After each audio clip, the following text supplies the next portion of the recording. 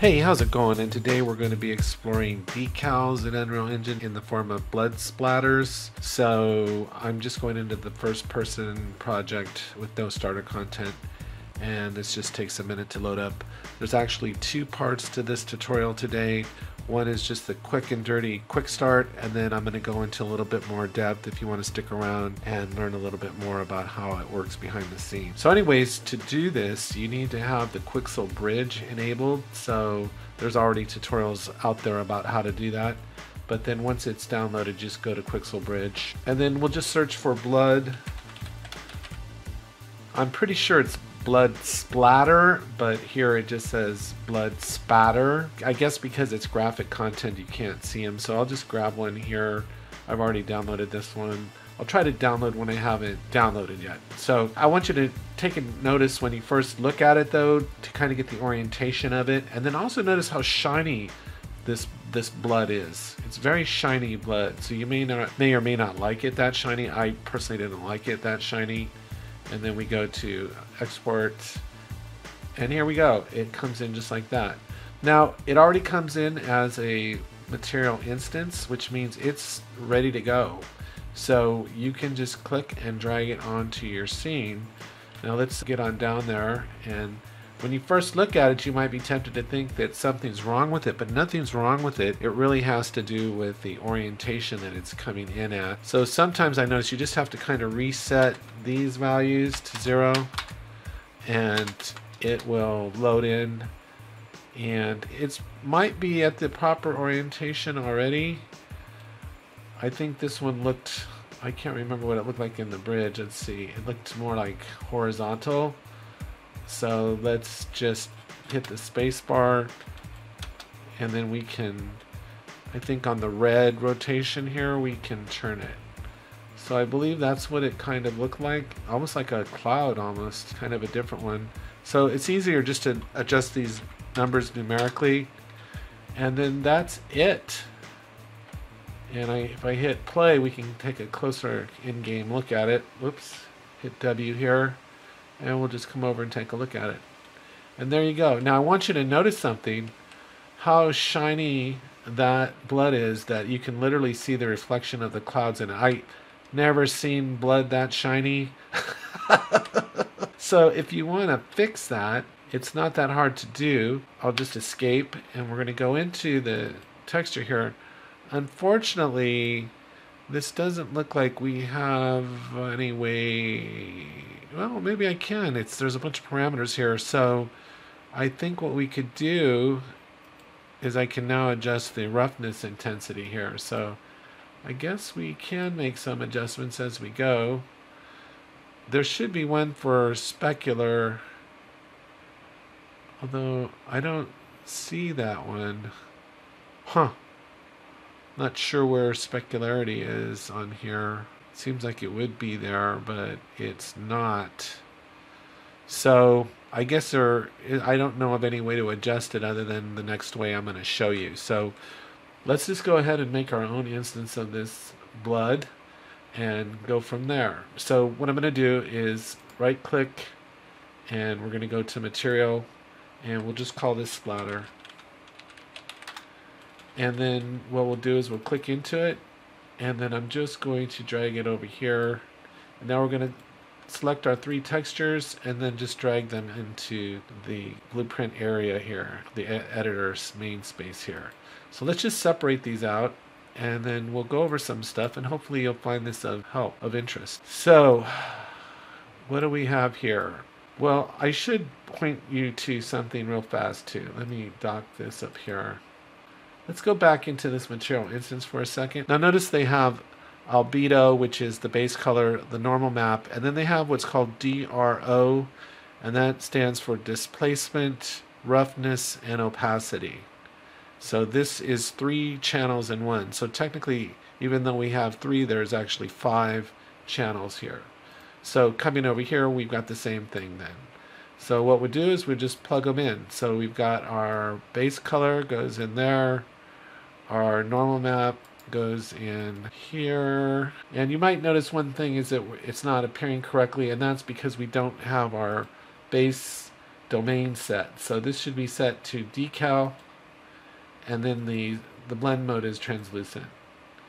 And it is normal that you'll only see half of it here, but if we start looking at this, you can start seeing the blood surface here.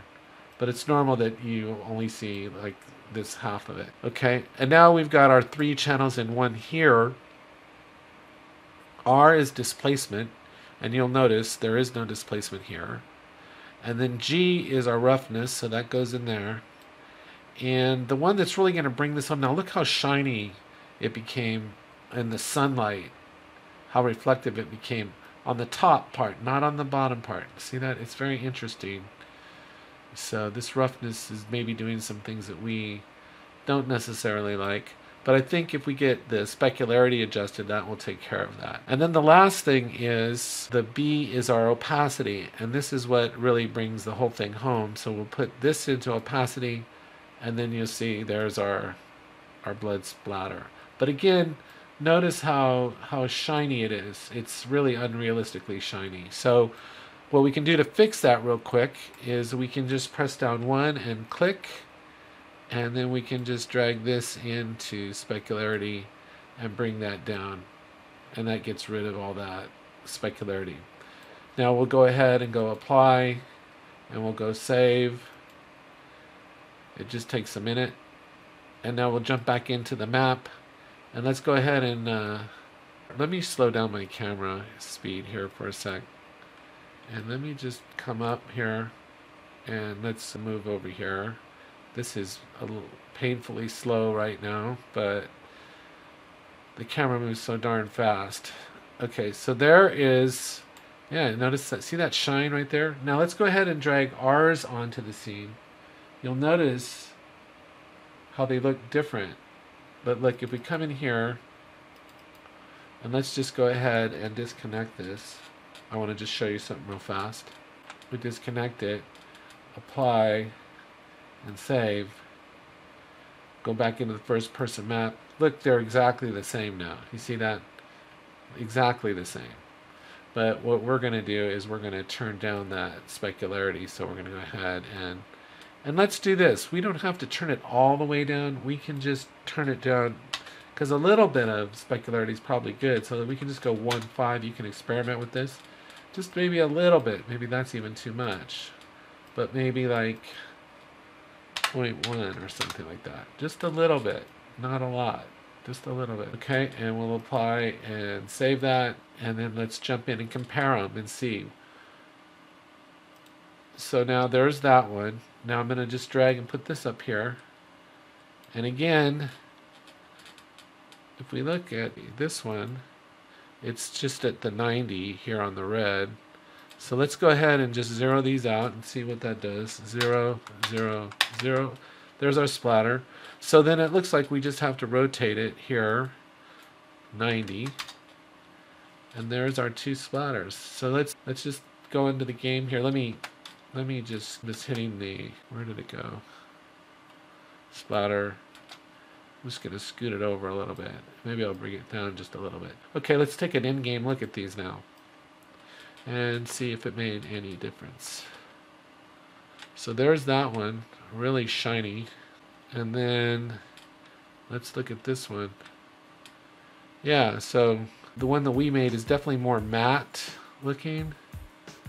You can see the shine from here, the difference. So personally, I think this one looks better, but it's completely up to you which one you'd want to use. But anyway, that's how, look, who sees reflection of the clouds in blood? I mean, that's pretty reflective blood there. And here, I think that is actually more realistic. Now, let me just show you one more thing, and we'll call it a day. If I escape out of here, you might have the question of where did displacement go? Now, this is really interesting to me, and I'm still exploring this myself. But displacement is now a part of the mesh itself, not a part of the material. So there's no displacement here. It's a part of the mesh. And what I mean by that, it's actually a part of this cube, the displacement is. And I can prove that to you is if we come over here and we go to modeling, Let me click off the cube for a minute here. Let's go into modeling mode. And look, we'll come down here to deform, and you see where it says displacement? We were clicked on something that was not a mesh, like maybe this blueprint. You see how we don't have the displacement option? Let's click on this mesh, and you see we have the option for displacement. If we click it, and then we go up here to displacement type and go to 2D texture, you'll see that we have the option for displacement map now.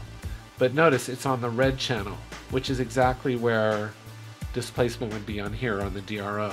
So D for displacement, and from what I'm understanding, we could drag this over here and put it on there and go accept and see what it does, see if it makes any difference. So let me get out of modeling mode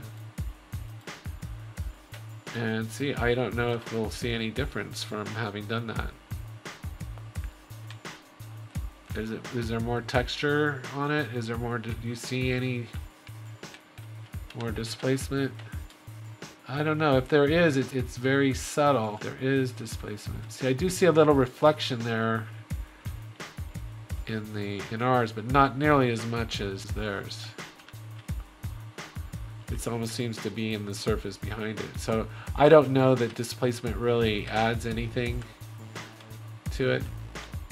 So anyway, I hope you found this helpful. Take care, have a great day, and please subscribe if you feel so inclined. Don't put on the notification, but go ahead and subscribe, because I'm making quite a few videos and it might get you annoyed if you keep seeing that I'm making so many. So please check back, and thanks for checking the video out.